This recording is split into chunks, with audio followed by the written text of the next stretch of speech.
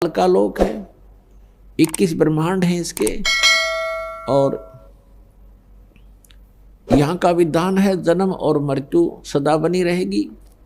जैसे कर्म करेगा वैसा ही फल आपको यहाँ मिलेगा। 21 ब्रह्मांड में आपने बुरे कर्म किए हैं तो बुरा फल भी भोगना ही पड़ेगा, अच्छे कर्म किए हैं तो अच्छा कर्म भी आपको मिलेगा ही मिलेगा।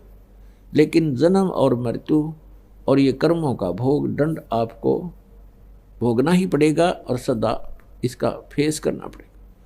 केवल एक परम अक्षर ब्रह्म है जो हमारे इस जन्म और मृत्यु के रोग को नाश कर सकते हैं, और साथ में हमारे जो प्रारब्ध के अंदर, प्रारब्ध बोलते हैं अपने आपके एक जीवन में, वर्तमान जीवन में जो भी सुख या दुख आपके लिखे हुए हैं, आप केवल उन्हीं को भोग रहे हैं।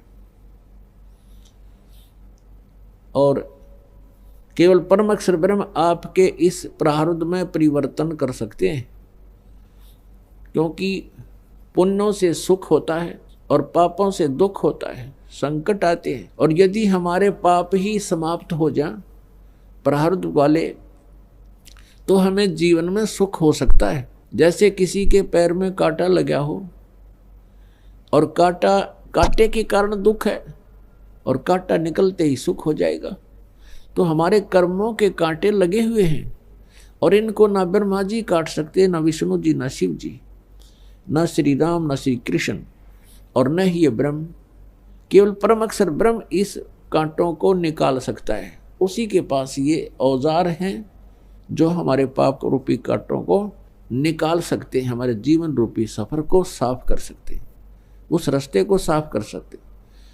तो हम उस परम अक्षर ब्रह्म की भक्ति ना करके, हम उसके आगे अर्जी ना लगा के, हम उन भगवानों के सामने अर्जी लगाते रहे, उनकी स्तुति प्रार्थना भक्ति करते रहे, जो हमारे प्रारब्ध के या किसी संचित कर्म को वो नाश नहीं कर सकते,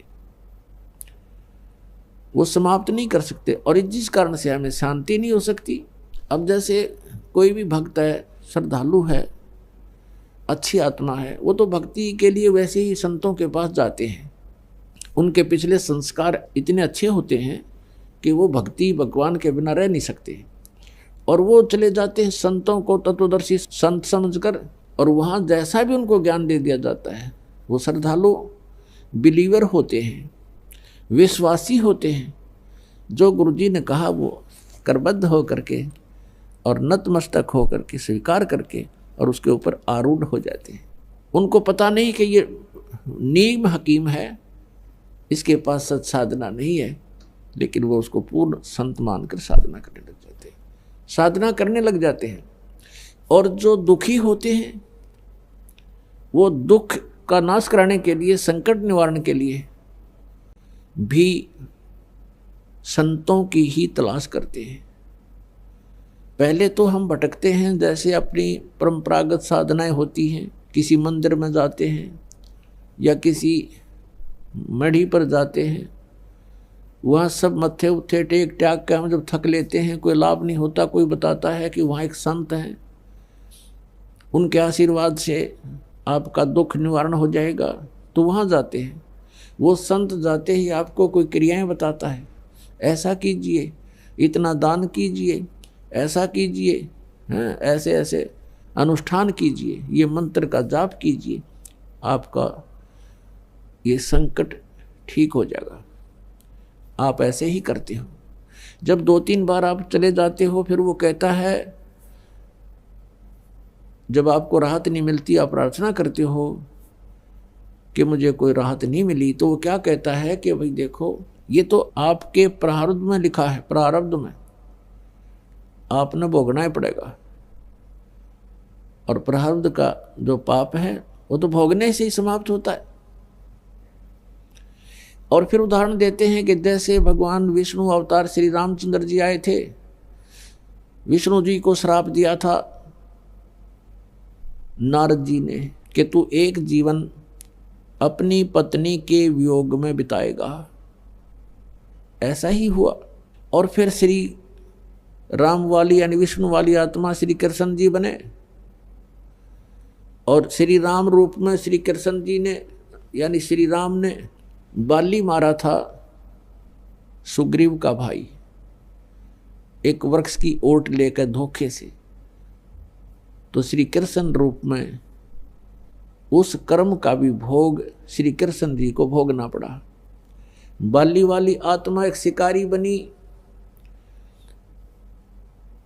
और विषाक्त तीर से भगवान श्री कृष्ण जी के तलवे में तीर मार कर उनका वध किया।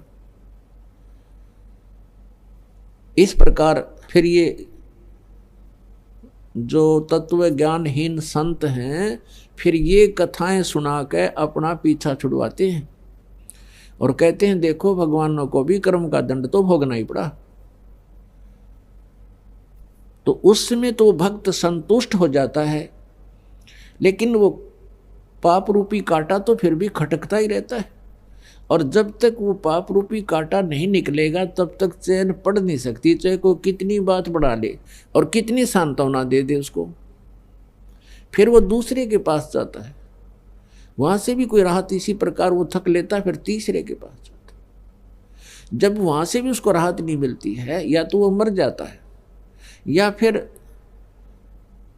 और उल्टे काम करने लग जाता है, शराब पीने लगेगा उस टेंशन को कम करने के लिए, या फिर चोरी करने लगेगा टेंशन को कम करने के लिए, क्योंकि किसी को तो निर्धनता के कारण दुख है तो वो धनी बनना चाहता है चोरी और डाके मार के या कोई और कर्म बुढ़े करके। इस प्रकार कोई प्राणी कभी भी सेठ नहीं बन सकता, धनी नहीं बन सकता, दूने पाप कर्म बढ़ावेगा, अपने कर्म बिगाड़ सकता है। तो इसी कारण से पुण्यात्माओं आज पूरा मानव लगभग यानी 90% मानव की वृत्ति कति बिगड़ ली।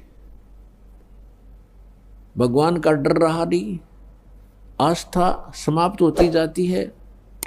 ऊपरले मन से भले ही हम राम राम कहते हैं पर अंदर में विकार, अंदर में सारी कुबद ज्यों की तो विद्यमान है और हमारा हर तरह से व्यवहार बिगड़ गया। माया ही हमें सब कुछ दिखाई दे रही है।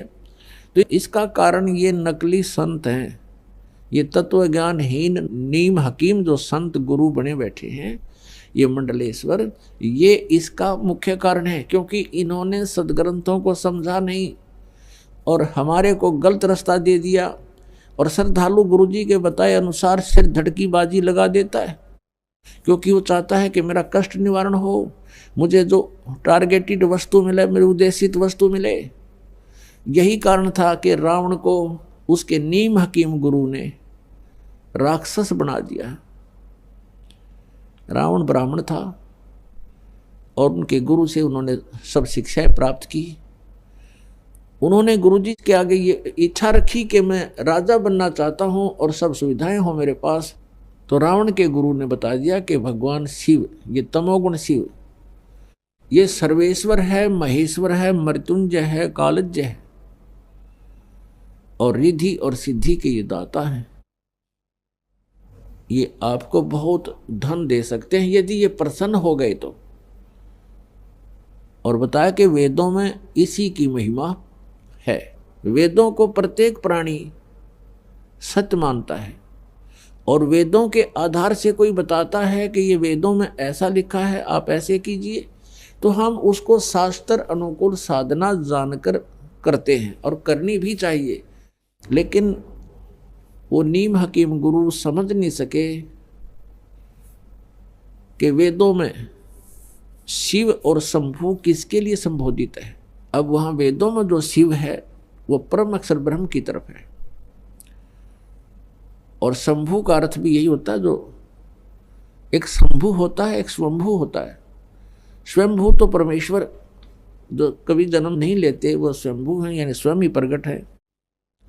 और शंभु का अर्थ होता है जो सुखदायी भगवान हो। तो हम वेदों के अनुसार से जैसे अपने बच्चों के नाम लिख लेते हैं, रख लेते हैं, ऐसे ही इस काल के पुत्र तमोगुण शिव को भी हम उस परम अक्षर ब्रह्म की संज्ञा लेकर के संबोधित करने लगे इन नीम हकीम गुरुओं के कारण। तो रावण को बता दिया गया कि इसकी पूजा करने से और घोर तप करने से ये प्रसन्न होगा। अब जैसा भी गुरुजी ने बताया था, रावण ने सिर धड़की बाजी लगा दी। अपने भगवान शंकर को खुश करने के लिए यहाँ से गर्दन भी चढ़ा दी, यहाँ से काट के अपनी तलवार ऐसे मार के और चढ़ा दिया। तो जैसा कर्म करेगा उतना फल ये अवश्य देते हैं। तो भगवान शिव ने उसको वो शरीर उसका एज इट इज फिर कर दिया।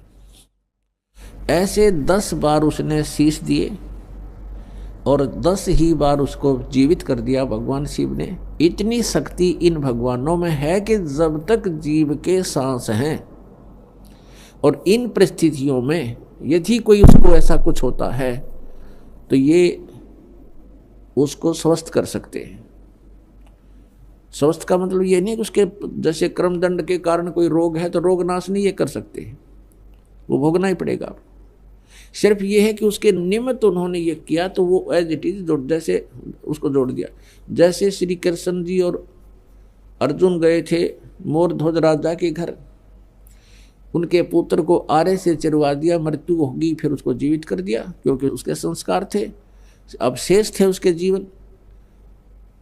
लेकिन वही श्री कृष्ण अपने सगे भांजे अभिमन्यु को जीवित नहीं कर सके, जो महाभारत के युद्ध में चक्रव्यूह में मारा गया था।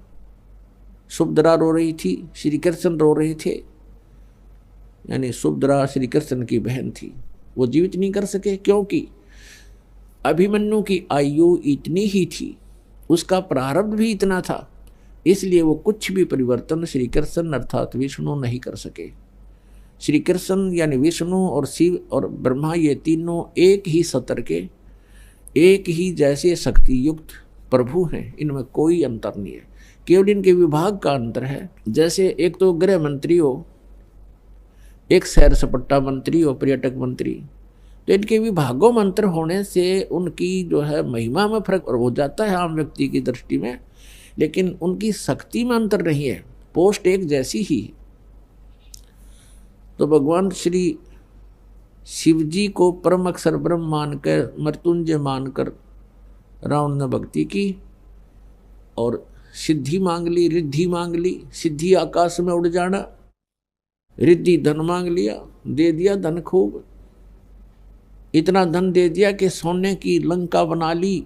रावण के राज्य में लंका की मंडियों में हीरे मोती ऐसे बिका करते थे जैसे करनाल की मंडी में धान बिके, ऐसे उसके व्यापार हुआ करते थे। इतना धनी राजा हो गया, लेकिन सत साधना ना मिलने से, तत्वदर्शी संत ना मिलने से वो धरा धरा रह गया सारा उसका। वह सोने की लंका भी वहीं रहेगी, उन बांदर ठाए अंडे उन सोने की डलिया ने बगाओ समुद्र में ठा गए और सह परिवार नष्ट हो गया और नरक में डाल दिया गया। तो पुण्यात्माओं, जब तक हमें तत्वदर्शी संत नहीं मिलेंगे हम इस मनुष्य जीवन को सफल नहीं कर सकते। तो जब हम इधर उधर जाते हैं तो वो संत हमें पहले तो कुछ क्रियाएं बताते हैं, फिर लास्ट में फाइनल कर देते हैं कि तुम्हारे कर्म का दंड तुम्हें भोगना ही पड़ेगा। अब हम परमात्मा की भक्ति किस उद्देश्य से करते हैं? जिनको कोई आपत्ति नहीं है, आपदा नहीं है, जिनके ऊपर किसी प्रकार का भी कोई संकट नहीं आया है, उनको कोई विघ्न नहीं है, तो वो भी साधना कर रहे हैं। तो परमात्मा की चाह में उनको ये भी नहीं मालूम कि हम भक्ति कर किस लिए रहे हैं, भगवान को किस लिए चाह रहे हैं, लेकिन वो पिछले संस्कार उनमें इतने प्रबल हैं कि वो कोई ना कोई भक्ति की आड़ लिए बिना रह नहीं सकते। जिनके ऊपर संकट हैं वो संकट निवारण के लिए ही परमात्मा की भक्ति करें। और भक्ति क्यों कर रहे हैं? क्योंकि संकट हमारे ऊपर ना आवे। और जो जिनके ऊपर वर्तमान में कोई आपत्ति नहीं है तो वो भी भगवान से यही दुआ मांगते हैं कि हमारे जीवन में और कोई भी आपदा ना आवे, हम सुखी रहें। लेकिन जिन भगवानों की हम भक्ति कर रहे हैं वो हमारे प्रारब्ध में कोई परिवर्तन नहीं कर सकते, और प्रारब्ध में परिवर्तन हुए बिना हम सुखी नहीं हो सकते। जैसा कर्म किया है वैसा ही भोगना पड़ा, तो हम फिर सुखी कैसे होंगे? किसी के प्रारब्ध में यानी किस्मत में लिखा है भाई जान जानी है, मृत्यु होगी इस समय उम्र में, तो हो ही गई। फिर बताओ फिर क्या फायदा उस भक्ति का? या कोई और आपत्ति आनी है तो वो भी आ गई। तो भक्ति किस लिए कर रहे हैं? भक्ति इसलिए कर रहे हैं, हम ये उद्देश्य लेकर चलते हैं कि हम सुखी रहें, हमारे ऊपर कोई कष्ट ना आवे। और फिर हम भक्ति करते हैं, कष्ट भी ज्यों के त्यों आते हैं, और हमारे पास विकल्प ना होने से हम ये सोच लेते हैं उनको भी ऐसा घटना घटी थी, उनके यहाँ भी ऐसी घटना घटी थी, फिर हम सेट हो जाते हैं। इन दुखों को हम दुख को ही सुख में आप बदलने की चेष्टा करते हैं। जैसे किसी व्यक्ति का 3 पुत्र थे और उसके एक की मृत्यु होगी। अब बड़ा कष्ट में था, सारा परिवार रो रहा था। उनको सांत्वना देने के लिए सभी आसपास के रिश्तेदार कुल के लोग आते हैं। तो उनमें से एक ऐसा व्यक्ति भी वहां पहुंच गया कि जिसके एक ही पुत्र था और उसी की मृत्यु होगी थी। तो सभी ने ये कहा कि देखो इस बेचारे का एक ही पुत्र था और उसी की मृत्यु होगी, अब ये भी तो जी रहा है। तो जिसके 3 पुत्रों में से एक ही मृत्यु हुई थी उसने राहत की सांस ली और खुश हो गया, हल्का बोझ हो गया। किस कारण से? कि चोखा है भगवान, मेरे 2 तो बच गए, एक का मरा है और इसके बेचारे का एक ही था वो ही मर गया। इसी से हल्का बोझ मान लिया। अब क्या फर्क पड़ गया उसको? अब तुलनात्मक तरीके से कि इससे तो मैं सुखी हूं, ऐसे हम इस झूठे सुख को सुख मान रहे हैं। तो पुण्यात्माओं, यहां कोई विकल्प भी नहीं है, एक विकल्प है, समर्थ का शरणागत हो रंग होरी हो, कदे न हो एकाज राम रंग होरी हो। होरी माने खुशी। जैसे होली खेलते हैं, होली खुशी मनाते हैं। कहते यहाँ अगर तुमने खुशी मनानी है तो समर्थ का शरणागत हो और राम रंग होली हो। फिर हमारे राम के रंग की होली होगी। ये बकवादों वाले रंगों से हम होली नहीं खेल सकते। हम राम के रंग में रंग जाएंगे और फिर देखना। और कदे न हो एकाज राम रंग होरी हो, हमारा कभी अकाज नहीं होगा, हमारा कोई भी ऐसा कोई आपत्ति नहीं आवेगी, किसी प्रकार का भी हमारा जो है बिगाड़ नहीं होगा, कोई हानि नहीं हो पाएगी। समर्थ का शरणागत। अब समर्थ कौन है? समर्थ कौन है? अभी तक हमारे को श्री ब्रह्मा जी, श्री विष्णु जी, श्री शिव जी को सर्वेश्वर और महेश्वर बताया गया। और जैसे भी इन नीम हकीम गुरुओं ने हमें ज्ञान दिया, हमारे पूर्वज पूर्ण रूप से आश्रित हो गए। श्री भगवान विष्णु और श्री शिव भगवान की साधना करने लगे। और ब्रह्मा जी की साधना नहीं करते, क्योंकि ब्रह्मा जी को श्राप मिला हुआ है उसकी माता से कि तेरी पूजा जग में नहीं होगी। अब इन दोनों भगवानों को हम सर्वेश्वर मान कर भक्ति किया करते थे, और जिस कारण से ना तो हमारे कोई संकट निवारण हुआ, जो कष्ट आना था वो आ ही जाता रहा। तो ये समर्थ नहीं है। समर्थ वो होता है जो अविनाशी है और सर्व ब्रह्मांडों का रचनहार है, सर्वेश्वर है। सर्वेश्वर माने सबका मालिक। अब सबका मालिक कौन है? अब यहाँ थोड़ा सा आपको डिफाइन करते हैं, समझाना पड़ेगा, क्योंकि पुण्यात्मा परमात्मा की भक्ति करना कोई बड़ी बात नहीं और मोक्ष प्राप्त करना कोई बड़ी बात नहीं। जब बात समझ में आ जावे तो जैसे हम अपने पेट के लिए कितना कठिन से कठिन परिश्रम करते हैं, किसान को पता है अपने प्रोसीजर का, अपने प्रोफेशन का, और उसको पूर्ण रूप से करता है, तन मन धन से करता है, कठिन से कठिन परिश्रम करके भी उसको सफल करने की चेष्टा करता है, क्योंकि वो उससे पूर्ण परिचित है। जैसे ये दिसंबर और जनवरी का महीना हो और शीतलहर चल रही हो और किसान का खेतों में नहर के पानी का नंबर आ जाता है, नहर के पानी का समय डिवाइड होता है कि इस समय से इस समय तक फला व्यक्ति का, इस समय से इस समय तक उस किसान का, तो उस समय 12 बजे 1 बजे जिस किसान का नंबर आ जाता है रात की सिंचाई करने का नहर से, तो हम तो अपने मकानों में, अपने घरों में दरवाजे बंद करके और हीटर लगा के सो रहे होते हैं, या एसी चला रहे होते हैं, या रजाई मोटी लेकर सो रहे होते हैं। और किसान पहुंच जाता उस समय रात के 12 बजे, शीतलहर चल रही हो कहाँ खेत में, और सिंचाई के लिए पानी जब दूसरे किसान से रोकना होता है, काटना होता है, तो जूते निकाल कर और घुटनों से ऊपर तक पजामा या धोती को ऊपर टांग कर पानी में प्रवेश कर जाता है जल में, और कस्सी से मेहनत करके वो पानी रोकता है और अपने खेत में चालू करता है। वो परवाह नहीं करता कि कोई कांटा लग जाएगा, वो परवाह नहीं करता कोई सर्प डस जाएगा, वो परवाह नहीं करता कि तेरे नमूनिया हो जाएगा। उसको केवल अपना उद्देश्य दिखाई देता है कि यदि आज मैंने ये कार्य नहीं किया, ये जल सिंचाई नहीं की, तो मेरे बालक भूखे मर जाएंगे, मैं निर्धन हो जाऊंगा, मांगता फिरूंगा।